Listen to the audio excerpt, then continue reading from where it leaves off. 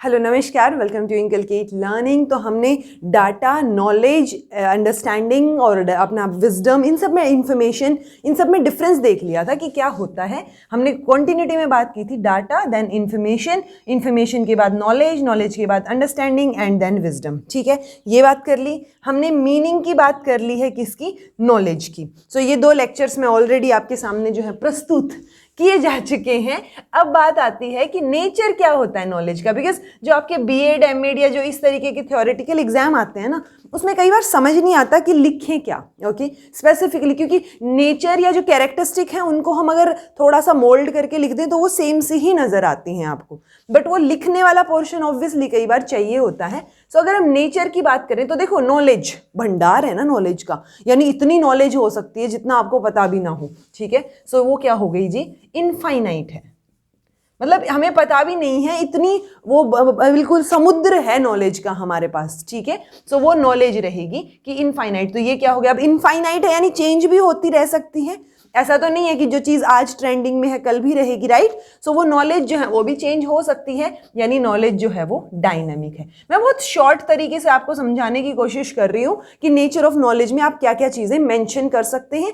Further आप इन्हीं points को उठा के और इलेबोरेट भी कर सकते हैं। ठीक है, एक फ्लो चार्ट बना के जो हम बना रहे हैं अभी, इसको दिखा के इसके बाद आप हर एक पॉइंट को इलेबोरेट करेंगे तो वो बड़ा क्वेश्चन भी बन जाएगा आपका।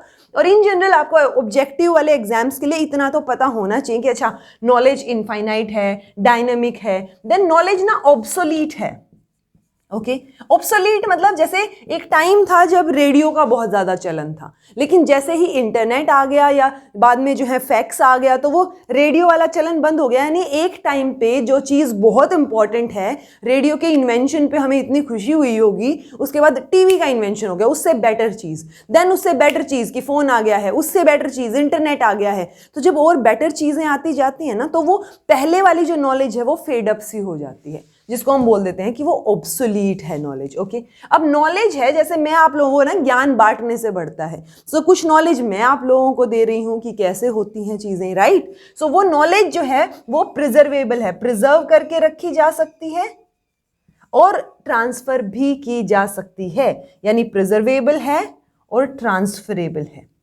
ठीक है जी, जैसे बहुत सारे कल्चरल हेरिटेज आप देखते होंगे, वो भी एक तरीके से नॉलेज ही है, हमारे लिए प्रिजर्व करके रखी गई है कि यहाँ पे ये चीज़ें हुई थी, ऐसे ये चीज़ें हुई थी। ठीक है, ये मंदिर उस टाइम पे बना था, उस राजा ने बनवाया था।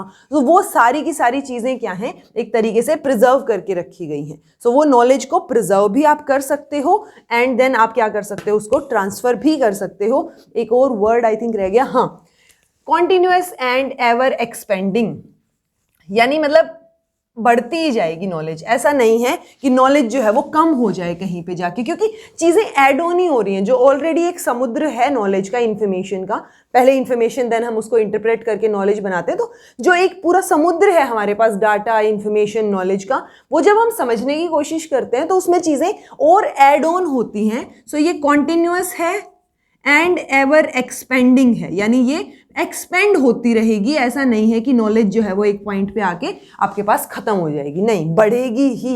इसमें चीज़ें ऐड ऑन हो रही हैं। वो जो समुद्र है ना नॉलेज का, उसमें बूंद बूंद करके चीज़ें ऐड हो रही हैं। जैसे हम रिसर्च करते हैं, ठीक है, अब रिसर्च में क्या है, हम वापस से चीज़ों को देखते हैं कि एक जो है रिसर्च हुई है जिसमें ये पता चला कि आपकी जो स्मार्टफोन आप यूज़ करते हो ना, उससे मेंटल फटीग बहुत ज़्यादा हो जाती है। ठीक है, अब किसी और ने रिसर्च की कि अच्छा, मेंटल फटीग का और इमोशनल इंटेलिजेंस का क्या रिलेशन है। सो वो चीज़ें रिलेट करते करते जो पहले हो चुकी हैं उसमें कुछ ना कुछ ऐड ऑन ही तो हो रहा है। ऐसा तो नहीं हो रहा कि हमने उस स्टडी को ही वहाँ से हटा दिया, नहीं। सो रिसर्च या वो जो भी चीज़ें हम करते हैं उससे चीज़ें और बढ़ती ही हैं। वो जब और बढ़ेंगी तो हम और ज़्यादा प्रिजर्व करेंगे, सब लोगों को बताएंगे, यानी और ज़्यादा, इवन जनरेशन टू जनरेशन भी हम चीज़ों को ट्रांसफ़र करते हैं।